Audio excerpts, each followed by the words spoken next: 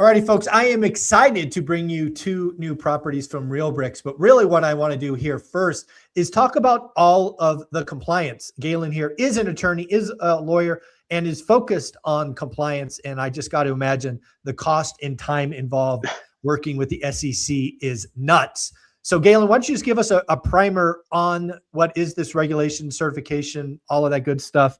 Because I don't think people really realize this is a competitive advantage that you guys have invested in early. Yeah, so we'll just take a step back and kind of go from a historical perspective. Okay. Prior to the Great Depression in 1929, there were really no regulations on what we call now securities. So a guy could show up, knock on your front door and say, hey, I got this company. You can invest in it. And I'll give you 10, 20, 30% returns.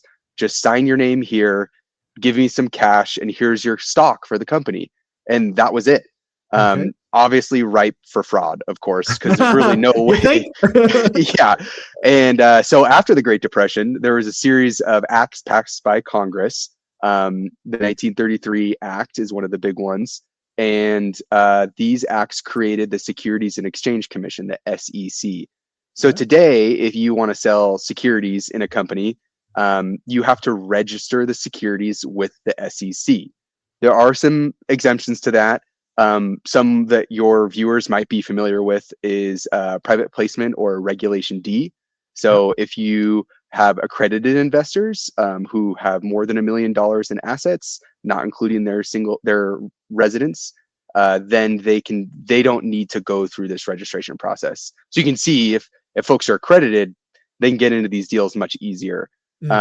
There's still some regulatory compliance related to disclosures, and you can still get into trouble with the Securities and Exchange Commission as well as the state regulators if you don't make your disclosures correctly. So what I say about disclosures is, when I gave that example pre-Great Depression, it was, hey, here's some paperwork on the company, just sign your name, give me the cash, and we got, you got an investment. Obviously now we have to make a lot of disclosures. If you are a publicly traded company on the stock market, you have pages and pages and pages of disclosures that happen on a yearly basis. You may even have additional disclosures at earnings calls. So there is an extreme amount of disclosures or information the company is providing to its shareholders. In our case for Realbricks, we are effectively required to make disclosures very similar to that of a public company. So when subscribers invest in the series LLCs, so the Jameson, the McAllen, those are the two new properties on our platform that we'll get to later. We have to be very clear in making disclosures about any risks, our financial situation, and all of this is publicly searchable online. You can type in Edgar, like the name, and just search Realbricks, and all this information will come up. And so you'll kind of you get to see how our company works. It's a lot of transparency. Is it complicated? Yes. Does it require a lot of lawyers? Yes. I am regularly on calls where there are 2 lawyers those of us in-house, and then there are 3 to 5 more attorneys on the call from multiple different law firms. Wow. So you can imagine how expensive it is to be on these calls. I can imagine. Yeah. Anybody that's talked to a lawyer is just like blood pressure rising and watching the clock tick by. So, it is really a lot of work, a lot of rereading sentences to make sure that they are written just precisely. We're not claiming something that could be construed as a misrepresentation. We're not allowed to omit information that would be considered material. So we can't just leave out a fact like, there's a roof damage on one of these properties that's going to cost $50,000 to fix, right? Yeah. When you go and buy, I'll give you another example that might make folks a little bit, we'll see kind of an intersection here. When you go buy a property, depending on the state you're in, you may or may not be required to disclose whether there's asbestos, right? If you learn about asbestos, you're often required to make that disclosure. For example, the listing agent can't fail to disclose that. But if they don't know, they could get away with it. Where securities law kind of shows you how much duty you have is in securities law. That would be an example of potentially a material omission. So you would be required to tell the broker, so the broker can then tell the potential buyers. So just the kind of level of duty of care that you have is quite a bit higher. And then also you have a duty to the shareholders, and the Securities and Exchange Commission, right? They're there to make sure that you're following the law. And if you don't, the Department of Justice may file a lawsuit against you if they believe what you've done raises to a pretty high level of and this was part of the conversation, when I met with Realbricks, months and months and months ago, that it got me interested. Is frankly, you didn't take the easy way out. I think it would have been very easy just to lean into Reg D and accredited investors.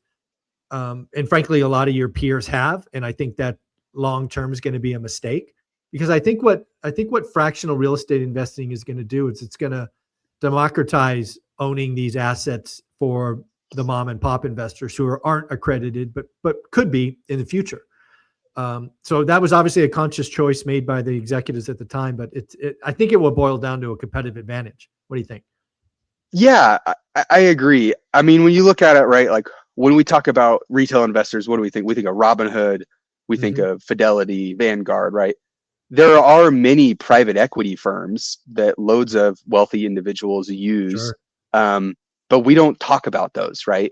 We want to be in that list. You want to Robinhood, Realbricks, Vanguard. We want to be in there where people recognize our name and they see us as an opportunity to invest in real estate. And right. Frankly, like we believe, we do the extra work, we get that competitive advantage, and we're also providing a less risky investment vehicle for folks. I mean, that's right. You could potentially make a lot more money in a Regulation D where there's less costs associated of running, Sure. running the overhead is investment. less, Yeah, exactly. You're not paying attorneys, thousands and thousands of dollars for a single call. So that saves you a lot of money, and that could be money back in the pockets of the investors. But our focus is making sure that we kind of have a longitudinal security here. I mean, we're hopeful these can be dividend issuing assets for folks for a long time. Right. For example, I mean, if you're at the tail end of your landlord career, you're like, I don't want to be doing this anymore. I just want to get dividends every month, pay the bills. I don't have to think about managing, right? And I'm sure there's a lot of people watching this right now that are like, sure. Yeah, I mean, I got 5-10 years left in me. And then at a certain point, I don't want to wake up and be answering text messages. No, I think this fractional real estate investing is going to be a great exit. In my second book, 15 Conversations with Real Estate Millionaires, the chapter that met most to me, I want to say she was 77, and it was a landlord at the end of her career talking about seller financing and exiting. Right. That was the most powerful chapter in that second book of mine. But that's exactly right. Right. Is what are we doing? Now we have these piles of money. What are we going to do with it? And I think turning into dividends, making them financial assets that can be shared with heirs is the right answer. But really what I see what you guys are doing, again, this investment you've made, getting it, not leaning into Reg D, which would have been the cheaper way or lazy way, is you are bringing it to everyone, right? You can still get shares in a house for as little as $100. Isn't that true? That is correct. Yeah. I mean, there is a future in which we might even reduce that amount. Right now, again, like we're a small team. $100 is enough. No, you don't need to go lower. It's pretty small amount of money. Yeah. I think for folks who are serious about getting a dividend, they'll, $10 is not going to get you anywhere. No, I would tell you not to bother going lower, right? If you can't scratch $100 a C note, then that's a different problem. But what's interesting here is you do have a first trade. If you use the code on the screen or at 50, you'll actually be buying $150 worth of shares. So 15 shares versus 10. So again, that's you get an extra 50 on any initial investment, but it's 50% return for one investment is not bad. Yeah. Yeah. I mean, it's, the idea here is to get folks interested in, I think you think about a portfolio for retirement or a portfolio to pass down, maybe to your children or grandchildren. Probably the simplest tool is often going to be a dividend yielding investment. It's great to look at these stocks or investments that have this really high yield, but a dividend yielding investment is pretty easy for the recipient to just hold on to and not really they just keep getting dividends. And if you have enough of them, it starts to work into your budget. Yeah. And it makes it a lot easier to figure out, future income, where you can spend cash. Yeah. I Well, think, go yeah, ahead. No, go ahead. I was going to say, I think one of like the most interesting things about this is, I live here in Colorado. Colorado is a tricky place to do real estate investing. Very, very expensive upfront. Sure. And there's so much building that is going on in disparate parts of the state. It's sometimes difficult to figure out what the best geography for where to make these investments, if you're going to be a landlord, kind of like where the most optimal area to get involved in this is. And what I really like is that with Realbricks, I can invest in a property in a different state. No, yeah, I love that. So you've actually got a couple of new houses. I'm going to bring up on screen, but again, I think what you're doing with Realbricks and compliance shouldn't be slept on. So what do we got here? What are we looking at? So we've got these 2 new houses listed in Princeton, Texas, the Jameson and McAllen. And you can see these are both single family homes. You can see the purchase price, Built in 2026. These are brand new. Brand spanking new. Let's do a quick walkthrough. You can see, yeah, Single brand story, new, like that. vinyl plank flooring, brick exterior. And then we'll take a look at the other one. These are in Princeton, Texas, which is located in Collin County, which is relatively, it's a suburb of the Dallas-Fort Worth area. Okay. And so, these are what we think is probably the next location in the Dallas metro area. And there's been a 30% increase in residents in these towns. Oh, wow. So there's a huge demand for folks to move out here. Again, you get a nice 2-car garage and that nice stone exterior. I'm curious because again, these appear to be brand new units in a community. Obviously, you've got 2, but how big is the community? Are they building 100 homes, 50 homes? What's the developer doing out there? Any idea? Yeah, it's a pretty decent sized suburb. So this is you're buying into a what will kind of become probably an area for a lot of families to move into. Again, they're new, so there's active. I think most of the homes in this particular block have already been built, but the greater area is going to continue to see development. Going to continue to see infrastructure built. Probably more grocery stores. It's just one of the fast. Go ahead. Yeah, I was going to say one of the things that my community will probably latch on to is obviously this all comes down to the monthly rent. Again, these are owned free and clear, so there is no debt. But I think I saw $2,150 for one of them. How solid do you think those are? How did you comp those? What do you see? Yeah, we're pretty confident. We're pretty confident in this rent. We work with some third-party rental companies to help us figure out the pricing these for price discovery. As well as just looking at what is being rented in the community. We've had a pretty easy time actually meeting these rents. And that was one of the things I wanted to discuss. I mean, you could live in a state where to get this type of rent, your investments maybe double this. Yeah, $400,000 for sure. That's a 1% rule. Again, I don't follow 1%, but that math is pretty clean, 1%. Yeah, so it can be, and it could just be that the state you live in, that's just not possible, right? There's not enough supply. I mean, it is just not possible to meet that rule. And so that is kind of a way for folks that want to follow those rules of thumb to make investments that maybe align with, their risk profile. The other thing that I would be keying on is I'm guessing this is in an HOA, but probably not a very high HOA. What is there? I guess, is there an HOA? Well, so that's the thing is we handle all that. There are HOAs, but they're not the type that are extremely difficult. Let's say so. It's probably, is it $80? I mean, it's probably pretty small, given what I see on the screen, like $80 or $50. Yeah, they're pretty small fees, and not super restrictive covenants, not super restrictive. So you're going to have an easy time managing these rentals. And again, like this estimated dividend yield, this is after all of the fees. Right. So when we build into our price model, I mean, we're picking that based on our ability to believe that we can return somewhere between 5.5 and 7.5 is our goal range, Right. after fees. So yeah, net of fees. Got it. yeah, exactly. Like, and again, I think, I just love reiterating what I've heard before. If somebody wanted to get into these today, they still qualify for the full Q1 dividend, right? That is correct. Yeah, I know. We were just discussing this, and like, you could sign up March 30th, and you're going to Yeah. get a dividend for first quarter. So that's fun. but Your CFO is not going to do that forever. I can promise you that. yeah. So I don't know. I mean, I like the idea. I mean, it's you get in before the end of the quarter, you get your dividends. There's so it's an easy thing. What I would suggest, folks, is like, go on the website.